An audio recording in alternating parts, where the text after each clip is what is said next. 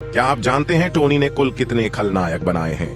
पहले लौह अधिपति ओबद्याह ने सत्ता हथियाने की साजिश रची और टोनी को मारना चाहता था। न केवल टोनी की मृत्यु नहीं हुई, वह गुफा में आयरन मैन भी बन गया, जिससे ओबद्याह की ईर्ष्या जागृत हुई।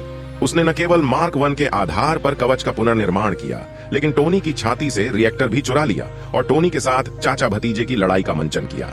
दूसरे इवान ने कहा कि पिता का कर्ज बेटे को चुकाना होगा और उनके बीच की शिकायतों का पता उनके पिता की पीढ़ी से लगाया जा सकता है। उस समय इवान के पिता वेंके और टोनी के पिता हॉवर्ड ने एक साथ रिएक्टर का अध्ययन किया, लेकिन क्योंकि वेंके गुप्त रूप से हथियारों की तस्करी करते थे, इसलिए उन्हें कंपनी से निकाल दिया गया। अपने पिता की मृत्यु के बाद इवान का दिल टूट गया और उसने सारा दोष टोनी पर डाल दिया। अपने पिता की शर्म का बदला लेने के लिए उसने अपने पिता की प्रतिक्रिया का पता लगाया, ब्लूप्रिंट को ढेर किया और एक कॉपीकैट रिएक्टर बनाया जो टोनी के साथ प्रतिस्पर्धा कर सकता था, और फिर दोनों पक्षों के साथ टोनी के साथ लड़ाई शुरू कर दी। तीसरा स्थान, एड्रिच किलियन पूरी तरह से टोनी की प्रारंभिक आपदा की जड़ है। 1999 में किलियन ने टोनी से संपर्क किया और कहा कि वह टोनी का बहुत बड़ा प्रशंसक है और चाहता है कि टोनी उसकी कंपनी में निवेश करे। हालांकि टोनी ने 5 मिनट में उसे खोजने के लिए छत पर जाने का वादा किया था, लेकिन टोनी ने इस तरह की बात को बिल्कुल भी दिल पर नहीं लिया और अपनी गर्लफ्रेंड के साथ बातचीत करते हुए खुशी खुशी रात बिताई। दुखी किलियन पूरी रात ठंडी हवा में अकेले इंतजार करता रहा। 13 साल बाद नाराज किलियन ने वापसी की।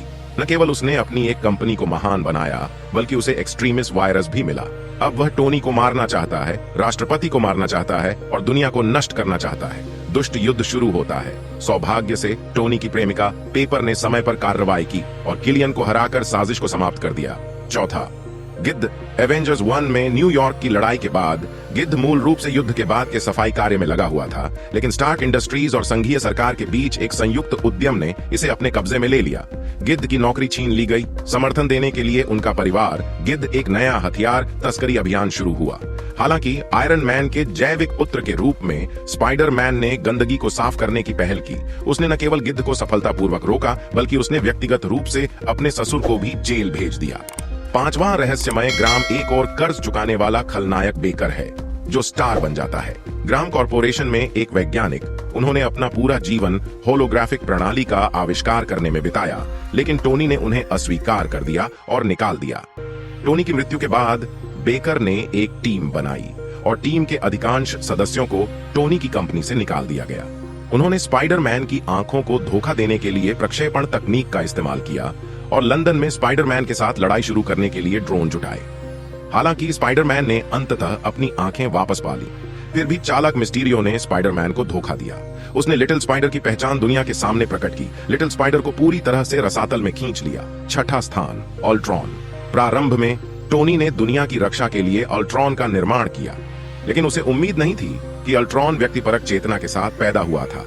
उसने टोनी के शब्दों को गलत समझा और पहली बात जो उसने सोची वह इवेंजर्स को नष्ट करने और दुनिया को नष्ट करने की थी, धरती। इसलिए अल्ट्रॉन ने पृथ्वी को नुकसान पहुंचाने के लिए सोकोविया को आकाश में उठा लिया। हालांकि इवेंजर्स ने स्थिति को बचाने की पूरी कोशिश की, लेकिन इस घटना के कारण जनता में असंतोष, सुपर हीरो पर सरकार का नियंत्रण और टोनी और कैप्टन अमेरिका के बीच मतभेद बढ़ गए, जिसके कारण अप्रत्यक्ष रूप से गृह युद्ध हुआ। इसके अलावा स्टार्क इंडस्ट्रीज के हथियारों के कारण क्विकसिल्वर और स्कारलेट विच लगभग बिना वापसी की राह पर चल पड़े। सौभाग्य से उन्होंने समय रहते वास्तविकता को पहचान लिया और वास्तविक खलनायक बनने में असफल रहे। वीडियो देखने के बाद आप लोग क्या सोचते हैं? कमेंट करें। दोस्तों, अगर आपको वीडियो पसंद आए तो वीडियो को लाइक और शेयर करें, और अगर आप ऐसी ही अमेजिंग वीडियो देखना चाहते हैं तो चैनल को सब्सक्राइब करें।